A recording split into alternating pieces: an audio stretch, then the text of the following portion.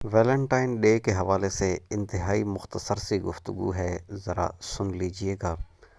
Valentine day کے حوالے سے مختلف چیزیں سامنے آتی رہتی ہیں۔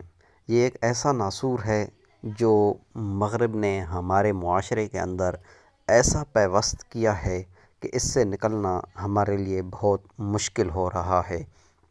یہ مختلف کہانیاں اس کے پیچھے ہیں۔ مشہور کہانی یہ ہے کہ ایک شخص تھا جو کہ کسی جیلر کی بیٹی سے محبت اور پیار کر بیٹھا تھا، اور وہ اسے بہت زیادہ خطوط لکھا کرتا تھا۔ جب اسے پھانسی دی گئی 14 فروری کو، تو پھر اس کے خطوط کو اکٹھا کیا گیا اور اس کے اوپر غم و غصہ کی وجہ سے یہ ڈے منایا جاتا تھا، کیونکہ اس کے شعر اس قسم کے تھے کہ انہیں لوگ برا بھلا اسے کہا کرتے تھے۔ لیکن آہستہ آہستہ یہ رسم محبت اور پیار میں بڑھتی چلی گئی کہ دو لوگوں کا آپس میں محبت اور پیار کرنا یہ اس چیز کا ثبوت تھا کہ وہ ایک دوسرے سے محبت کرتے تھے، اور لوگ ان کو اس طرح سے یاد کرنے لگے۔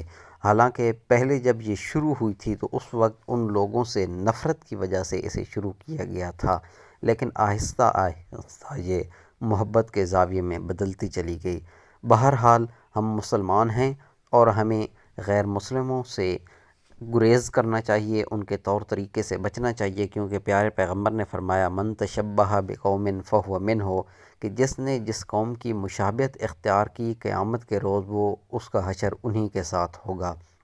اس لیے اسلام بھی اس چیز کی اجازت نہیں دیتا، وہ بھی زناکاری، حرام خوری اور حرام تعلقات سے روکتا ہے، لیکن ہمارے معاشرے کے اندر یہ چیز عام ہوتی جا رہی ہے۔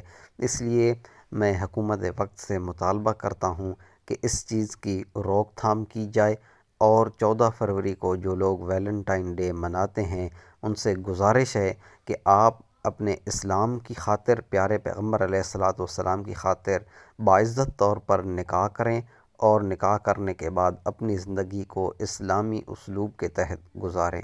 واللہ عالم۔